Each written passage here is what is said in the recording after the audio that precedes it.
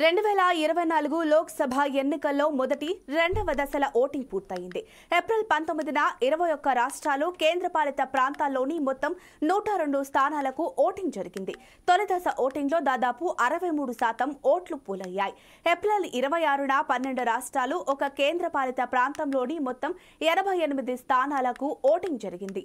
రెండవ దశలో 63.5% ఓటర్లు మాత్రమే తమ ఓటు హక్కు వినియోగించుకున్నారు. ఈ నేపథ్యంలో తక్కువ ఓటింగ్ శాతంతో ఎవరికి లాభం, ఎవరికి నష్టం అనే అంశంపై చర్చ జరుగుతోంది. రెండవ దశ లోక్సభ ఎన్నికల పోలింగ్ శాతం తక్కువగా నమోదు కావడం రాజకీయ పార్టీలలో ఆందోళన రేకెత్తిస్తోంది. అన్ని పార్టీ ఓటింగ్ సరళిపై కూపీ లాగుతున్నారు. విజయ అవకాశాలను సమీక్షించుకుంటున్నాయి.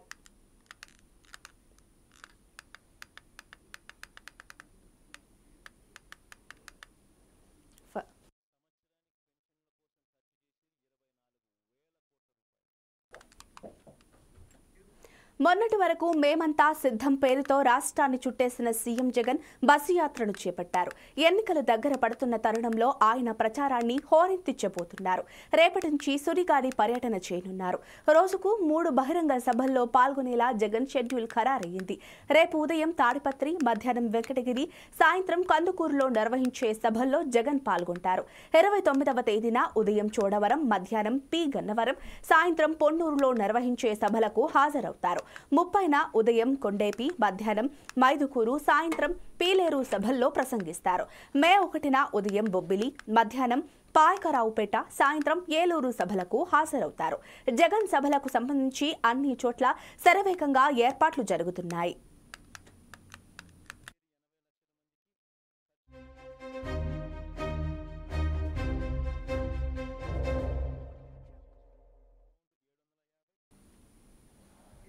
వైఎస్ జగన్ మేనిఫెస్టోను విడుదల చేస్తున్నారు. ఇప్పుడు ఆ లైవ్ చూద్దాం.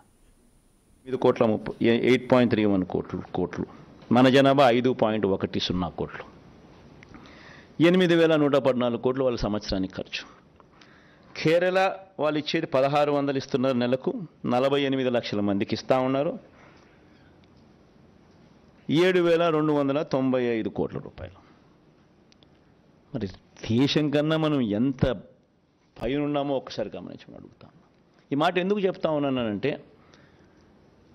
జగన్కు మనసు ఉంది, జగన్కు మానవత్వం ఉంది. అవ్వాతాతల మీద జగన్ చూపించే ప్రేమ బహుశా చరిత్రలో ఎవడూ చూపించలేదు, చూపించబోడు. ఇది ఎందుకు చెప్తా ఉన్నానంటే, పెన్షన్ల పెంపు అనే కార్యక్రమం కూడా 3,500కు పెంచుతాం. 250 రూపాయలు పెరిగేది జనవరి 2028, ఇంకొక 250 రూపాయలు పెరిగేది జనవరి 2029. ఈ డేట్లతో సహా కూడా ఎందుకు చెప్తా ఉన్నాను అని అంటే, కల్ముషం లేదు నాలో, అబద్ధం చెప్పదలుచుకోలేదు, మోసం చేయదలుచుకోలేదు. రాష్ట్ర వనరులు సపోర్ట్ చేయాలి. సపోర్ట్ చేయగలిగినప్పుడే పెన్షన్లు మనం ఇవ్వగలుగుతాం, ఇంత సొమ్ము ఖర్చు చేయగలుగుతాం. లేకపోతే చేయని కూడా చేయలేం. 250 రూపాయలు పెరిగింది అని అంటే దాదాపుగా దాని కాస్ట్ 2,000 కోట్ల రూపాయలు పైచిలుకు పడుతుంది. మరో 250 కోట్లు పెరిగిందంటే దాని కాస్ట్ 4,000 కోట్లకు పెరుగుతుంది సంవత్సరానికి, ప్రతి సంవత్సరం. సో సపోర్ట్ చేసే పరిస్థితి ఉండాలి. కుదుటపడి ఇప్పుడు చేస్తూ ఉన్న పథకాలతో రాష్ట్ర బడ్జెట్ కుదుటపడి మళ్ళీ కొద్దో గొప్ప వెసులుబాటు మళ్ళీ వచ్చి, ఆ కొద్దో గొప్ప వెసులుబాటును మళ్ళీ నేను అవ్వాతాతల మీద ప్రేమ చూపించే విషయంలో కొంచెం మళ్ళీ డిస్ట్రిబ్యూట్ చేసే పరిస్థితి వచ్చేది ఎప్పుడు అని అంటే, అది లాస్ట్ 2 ఇయర్స్లో మాత్రమే వచ్చే పరిస్థితి కనిపిస్తూ ఉంది. కాబట్టి ఈ నెంబర్స్ కూడా అప్పుడు ఇస్తాను అని చెప్పి కూడా ఖచ్చితంగా చెప్తా ఉండా.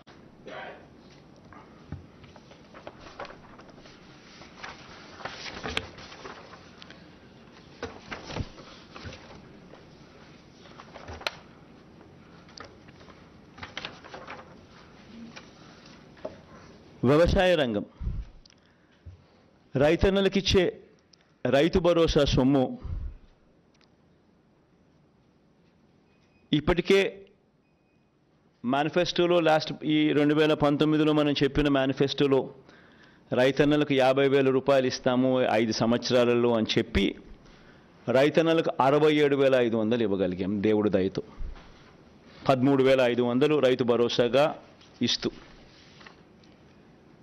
ఈసారి ఈ 13,500ను 16,000 రూపాయలకు పెంచి ఈ 5 సంవత్సరాలలో రైతన్నకు మరో 80,000 రూపాయలు ఇవ్వబోతా ఉన్నాం రైతు భరోసా అనే పథకం ద్వారా.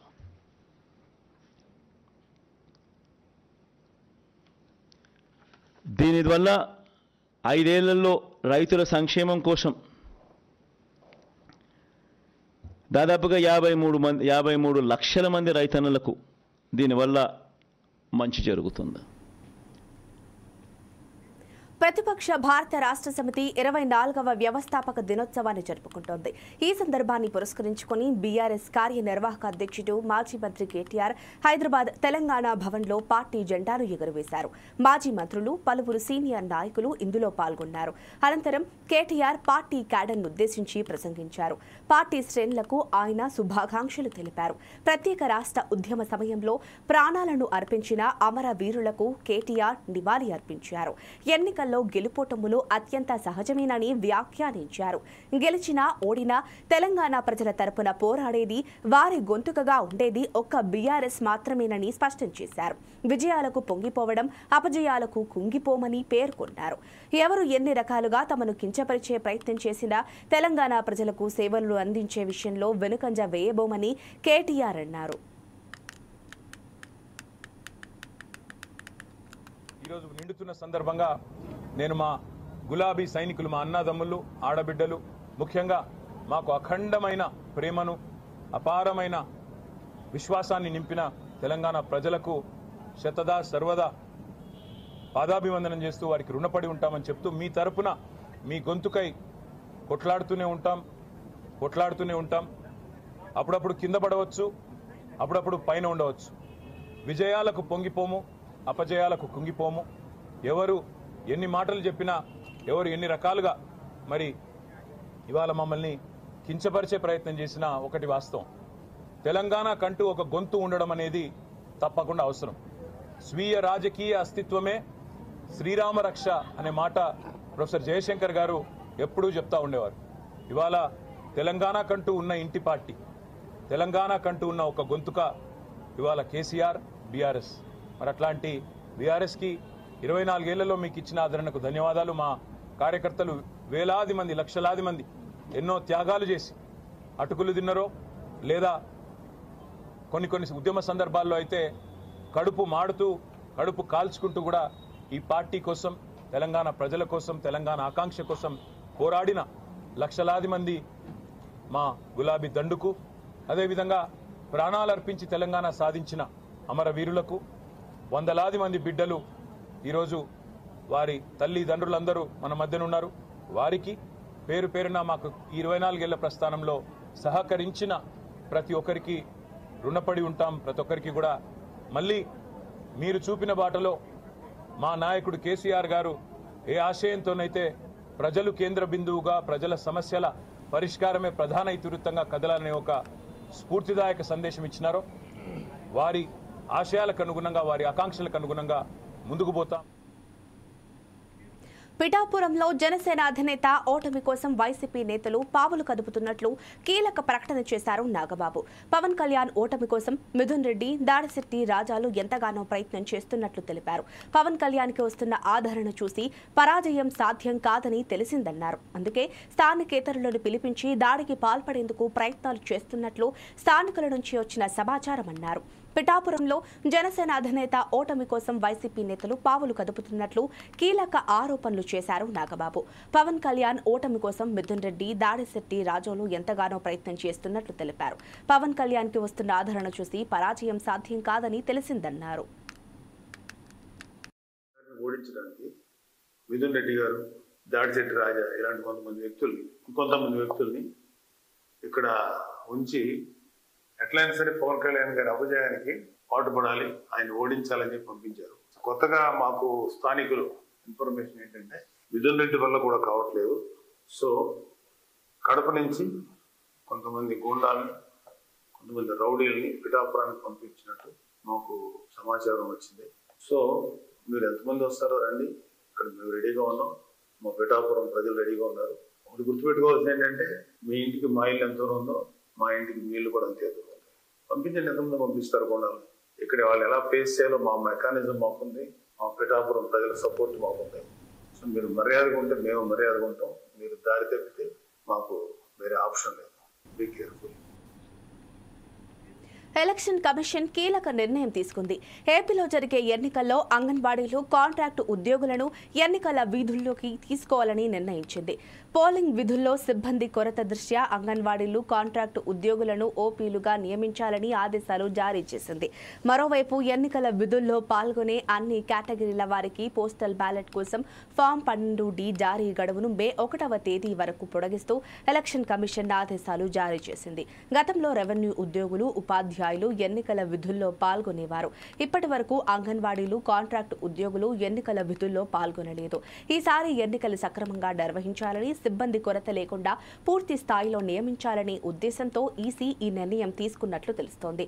ఆరోపణలు ఉన్న సిబ్బంది విధుల్లోకి తీసుకోవద్దని ఇప్పటికే జిల్లా అధికారులకు ఈసీ ఆదేశాలు జారీ చేసింది.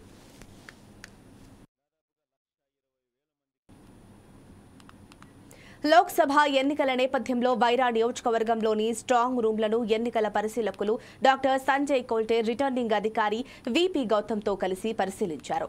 మే నెల 13 పార్లమెంటు ఎన్నికలు సమీపిస్తున్న తరుణంలో అధికారులందరూ అప్రమత్తంగా ఉండాలని కలెక్టర్ సూచించారు.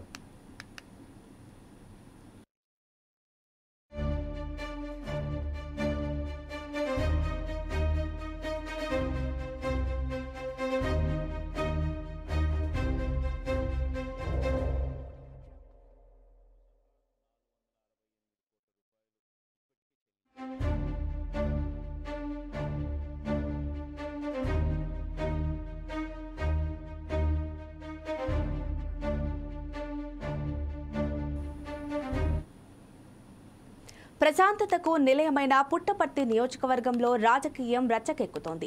ఎమ్మెల్యే శ్రీధర్ రెడ్డి నామినేషన్ సందర్భంగా వైసీపీ కార్యకర్తలకు కొందరు ద్విచక్ర వాహనానికి సైకిల్ కట్టుకుని రోడ్లపై ఈడ్చుకుంటూ వెళ్లారు.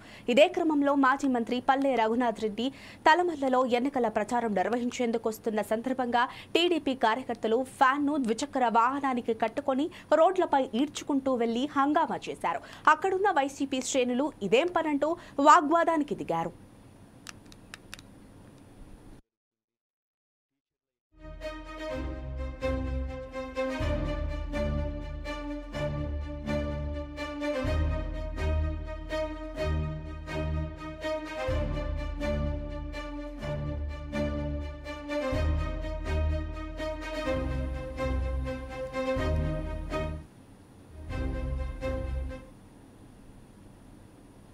సిపిఐ ఎంఎల్ జనశక్తిలో కీలక పాత్ర వహించి 1997లో ప్రభుత్వం ప్రకటించిన క్షమాభిక్షకి ఆకర్షితులై ప్రభుత్వం ముందు లొంగిపోయిన ధనసరి అనసూయ అలియా సీతక్క మరోసారి సంచలనం సృష్టించారు.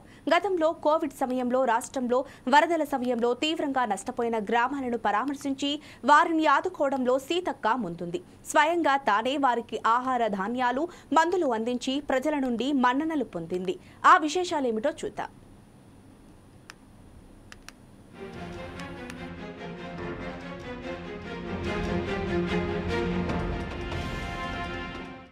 కాంకేర్ జిల్లాలో జరిగిన ఎన్కౌంటర్లో చనిపోయిన చిట్యాల మండలం చెళగిరి ప్రాంతానికి చెందిన శంకరన్న అలియాస్ సుధాకర్ అనే మావోయిస్టు పార్టీ అగ్రనేత ఇంటికి వెళ్లి వారి కుటుంబ సభ్యులను పరామర్శించడమే కాకుండా అతని చిత్రపటానికి పూలమాల వేసి శ్రద్ధాంజలి ప్రకటించింది.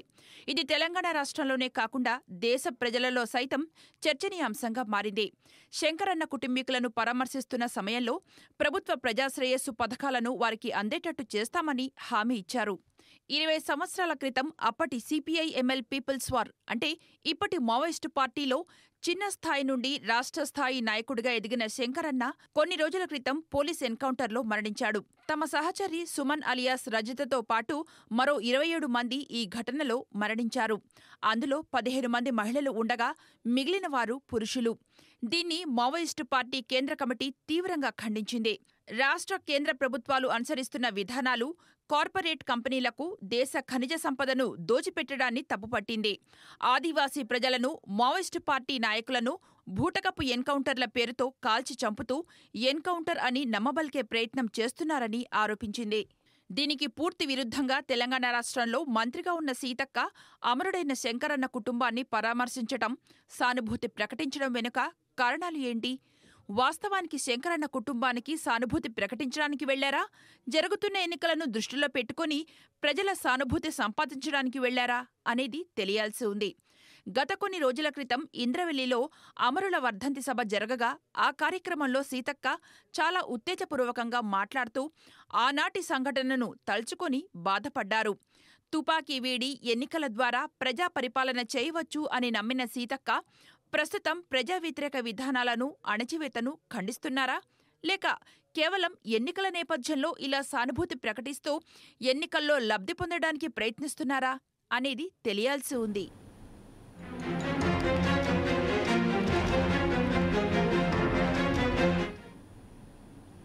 సత్యసాయి జిల్లా టీడీపీలో అసంతృప్తి సెగలు బయటపడ్డాయి. టీడీపీ నుంచి రెబల్స్ గా హిందూపురం పార్లమెంటుకు 4, మడకశిర ఎమ్మెల్యే స్థానానికి 2 నామినేషన్లు దాఖలు చేశారు. నామినేషన్ల పరిశీలన కూడా పూర్తవ్వడంతో రెబల్స్ తో టీడీపీ ఓడిపోవడానికి రంగం సిద్ధమైనట్లు కనిపిస్తోంది. చంద్రబాబు, లోకేష్, అచ్చెన్నాయుడు 20 కోట్లకు అమ్ముడుపోయి మడకశిర ఎమ్మెల్యే అభ్యర్థిని మార్చారని టీడీపీ రెబల్స్ విమర్శలు గుప్పిస్తున్నారు. మడకశిరలో టీడీపీని నాశనం చేశారని, ఈసారి తెలుగుదేశం ఓడిపోవడం ఖాయమన్నారు. నిలబెట్టాల్సిన అవసరం ఎంత ఉంది? తెలుగుదేశం పార్టీలో నిరంతరంగా దాదాపు 20 సంవత్సరాలుగా కృషి చేసినటువంటి ఈ ఈరಣ್ణ గారికి ఈరోజు చేదు అనుభవం మిగిల్చింది తెలుగుదేశం పార్టీ. అందుకని మేము రెబల్ అభ్యర్థిగా పోటీ చేస్తున్నాం. మడకశిర మాత్రమే కాదు, హిందూపూర్ పార్లమెంట్ కూడా ఖచ్చితంగా తెలుగుదేశానికి ఎదురుదెబ్బ తగులుతుంది. ఈరోజు మా సామాజిక వర్గం దాదాపు 70,000 మంది ఉన్నారు. అదేవిధంగా ఎస్సీ సామాజిక వర్గం ఓటర్లు 50,000 మంది ఉన్నారు. 54 రోజులు డాక్టర్ సునీల్ కుమార్ గారు తనదంతో స్టైల్లో ఆయన కూడా ప్రచారాలు సాగించినారు. 2 భారీ మీటింగులు విజయప్రదంలో నడిపినారు. ఎటువంటి కారణం కూడా చూపకుండా ఈరోజు కొత్తగా ఒక అభ్యర్థిని తీసుకొచ్చి, నాన్ లోకల్ పర్సన్ని తీసుకొచ్చి మడకశిర ఆత్మగౌరవాన్ని తాకట్టు పెట్టినారు. ఈ విషయంలో కాంప్రమైజ్ కాకుండా దీంట్లో చాలామంది కుమ్మక్క కావడం కూడా జరిగింది. కాబట్టి అభ్యర్థిని ఎందుకు మార్చారో అనే వివరణ కూడా లేదు. ముఖ్య నాయకుని మాటలు విని ఇలా చేయడం అనేది జరిగింది. ఖచ్చితంగా భారీ మూల్యం అనేది చెల్లించుకుంటుంది. ఇండిపెండెంట్గా నామినేషన్ వేసినాం. గతంలో కూడా మాజీ మంత్రి హెచ్బి నరసేగౌడ్ గారు ఆయనకు టికెట్ ఇవ్వకపోతే ఇండిపెండెంట్గా పోటీ చేయడం జరిగింది. ఆయన మా సామాజిక వర్గానికి చెందినటువంటి నేత. అప్పుడు తెలుగుదేశం పార్టీ కన్నా ఎక్కువగా మెజారిటీ అనేది వచ్చింది. 28,000 ఓట్లు అనేవి వచ్చినాయి. తెలుగుదేశం పార్టీ కన్నా ఎక్కువ రావడంతో తర్వాత ఆయనకు పిలిచి టికెట్ ఇవ్వడం జరిగింది. ఇప్పుడు మేము ఇండిపెండెంట్గా పోటీ. ఒడ్డు ఎక్కే వరకు ఓడమల్లన్న, ఒడ్డు ఎక్కినాక బోడమల్ల అన్న చందంగా సీఎం రేవంత్ రెడ్డి తీరు ఉన్నదని మల్కాజ్గిరి పార్లమెంటు బీజేపీ పార్టీ అభ్యర్థి ఈటెల రాజేందర్ అన్నారు. ఆడబిడ్డల పెండ్లికి తులం బంగారం పెండ్లి పందిట్లోనే ఇస్తామని, మహిళలకు మహాలక్ష్మి పథకంతో ఆర్థికంగా సహాయం అందజేస్తామని అబద్ధపు మాటలతో అధికారంలోకొచ్చిన కాంగ్రెస్ పార్టీ పూర్తిగా అట్టర్ ఫ్లాప్ అయ్యిందని దుయ్యబట్టారు. పార్లమెంటు ఎన్నికల ప్రచారంలో భాగంగా జవహర్ నగర్ కార్పొరేషన్ బీజేపీ నాయకులు, కార్యకర్తలు భారీ ర్యాలీ నిర్వహించారు. ఈ సందర్భంగా ఎంపీ అభ్యర్థి ఈటెల రాజేందర్ మాట్లాడుతూ కాంగ్రెస్ ప్రభుత్వం కుమ్ములాటలకే సరిపోతుందని, రాష్ట్ర అభివృద్ధిపై సోయలేదని, ఆసరా, దివ్యాంగులకు పింఛన్లు పెంచుతామని చెప్పిన మాటలు నీటి మూటలుగానే మిగిలిపోయాయని అన్నారు. రైతు కంట నీరు పెట్టించిన ఏ ప్రభుత్వాలు మనుగడ సాధించలేదని, సరైన కరెంటు మద్దతు ధర లేకపోవడంతో దిక్కుతోచని స్థితిలో రైతులున్నారని విమర్శించారు.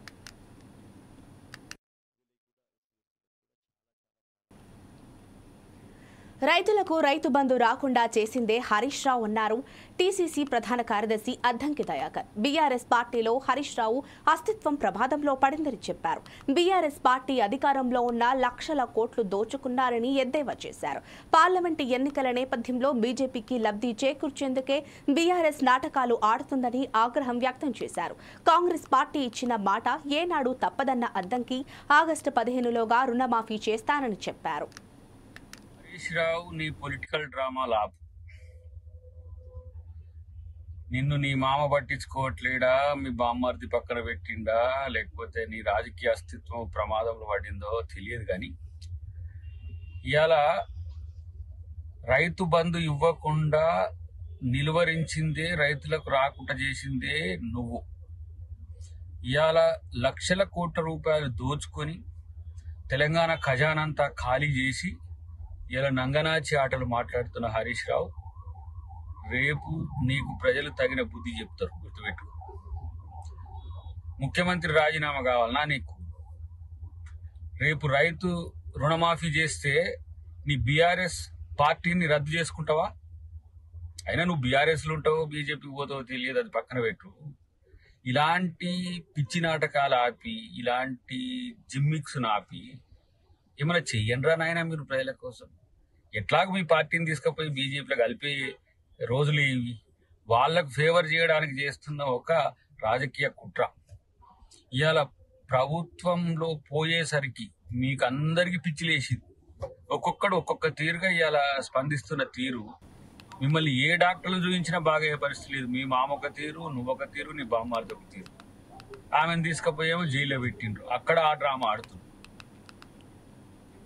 గావిరెడ్డి రామానాయుడుపై పైలా ప్రసాద్ నిప్పులు చెరిగారు. గావిరెడ్డి రామానాయుడికి నమ్మించి మోసం చేయడం వెన్నతో పెట్టిన విద్య అన్నారు. ఎక్కడో వైజాగ్లో బంగారం వ్యాపారం చేసుకునే రామానాయుడు రాజకీయాల కోసమే ఇక్కడికి వచ్చాడంటూ ఆగ్రహం వ్యక్తం చేశారు. నువ్వు ఏం చేసావో తెలుసా? మొన్న ఏడ్చావు, అవునా? మొన్న ఏడ్చావు. ఆ తర్వాత ఏం చేసావు? ఆ వైసీపీ ఇంటికి వెళ్ళావు. ఈ రోజు ఏం చేసావు? నువ్వు తీసుకొచ్చిన బండారు సత్యనారాయణ మోసం చేయడానికి పడుగెట్టావు.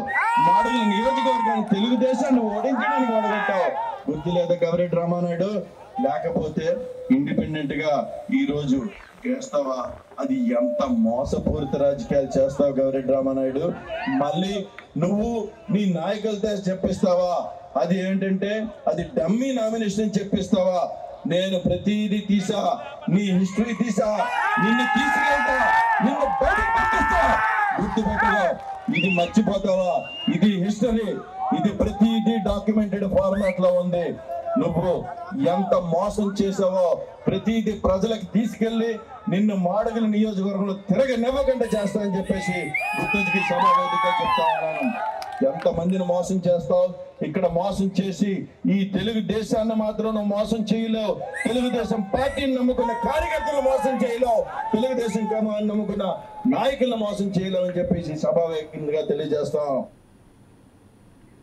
ఏలూరు జిల్లా దెందులూరు నియోజకవర్గంలో వైసీపీ కార్యకర్తలపై నిన్న చింతమనేని చేసిన దాడులను అబ్బయ్య చౌదరి ఖండించారు.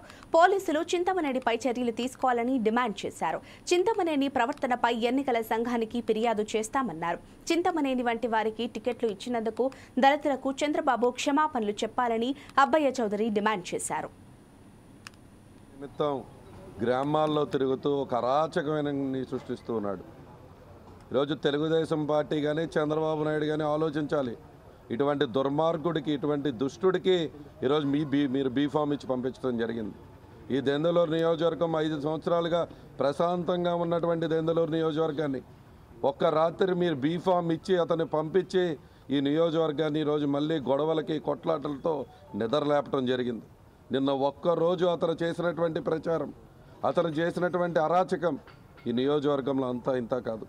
నిన్న ఒక్కరోజు ఇతను లక్ష్మీపురం అనేటువంటి గ్రామానికి వెళ్తే ఆ లక్ష్మీపురం గ్రామంలో ఎర్రా చంటిబాబు అనేటువంటి వ్యక్తి ఇంటి దగ్గరికి వెళ్ళి అతను కేవలం లేదు జగన్మోహన్ రెడ్డి గారి ప్రభుత్వంలో నాకు మంచి జరిగింది అని తన ఇంటికాడ తాను ఉన్నటువంటి వ్యక్తిని నువ్వు డైరెక్ట్గా బండి దిగి వచ్చి అతన్ని కొట్టడం వాస్తవం కాదా అని అడుగుతున్నా. అతని పైన చేసుకోవటం వాస్తవం కాదా అని అడుగుతున్నా. వాళ్ళ అమ్మగారిని చెప్పలేని విధంగా దూషించటం వాస్తవం కాదా అని అడుగుతున్నా. ఈరోజు అతన్ని కొట్టడమే కాకుండా అతన్ని నేను శాసనసభ్యుడిగా పోటీ చేస్తున్నాను కాబట్టి లేకుంటే నీ పేగులు తీసేస్తాను, పేగులు పీకేస్తాను అనేటువంటి భాష నువ్వు మాట్లాడటం జరిగింది. దానికి రికార్డింగ్ కూడా మనకి వెరీ క్లియర్ కట్గా వినపడుతుంది.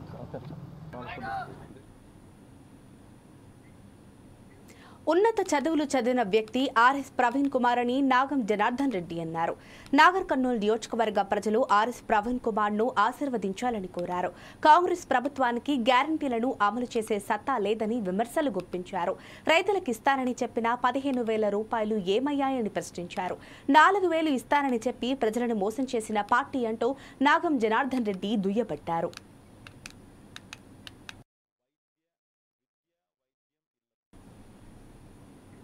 మునుపెన్నడూ లేనంతగా ఎండవేడి తీవ్ర వడగాల్పులతో దేశంలోని అనేక ప్రాంతాలు ఉడుకుతున్నాయి. రోహిణి ఘాట్కు మరో నెల రోజుల సమయం ఉండగానే రోడ్లు బద్దలయ్యేలా కాస్తున్న ఎండలతో ప్రజలు ఠారెత్తిపోతున్నారు. ఈ ఏడాది వేసవి తీవ్రంగా ఉంటుందని వాతావరణ నిపుణులు, భారత వాతావరణ శాఖ అధికారులు ముందే హెచ్చరించారు. గతేడాది కంటే ప్రస్తుత ఏడాది రికార్డు స్థాయి ఉష్ణోగ్రతలు నమోదు కావచ్చని అంచనా వేస్తున్నారు. ఆంధ్రప్రదేశ్, ఒడిశా, జార్ఖండ్, పశ్చిమ బెంగాల్లో తీవ్రమైన వడగాల్పులు తో కొద్ది రోజులుగా పగటి ఉష్ణోగ్రతలు 42 నుంచి 44 డిగ్రీలు అక్కడక్కడ అంతకు మించి నమోదవుతున్నాయి.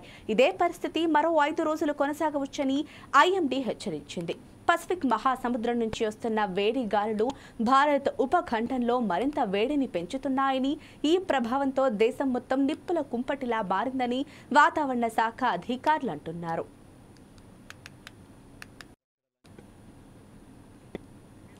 ఇవి ఇప్పటి వరకున్న అప్డేట్స్. మరిన్ని అప్డేట్స్ కోసం చూస్తూనే ఉండండి 4 Sides TV.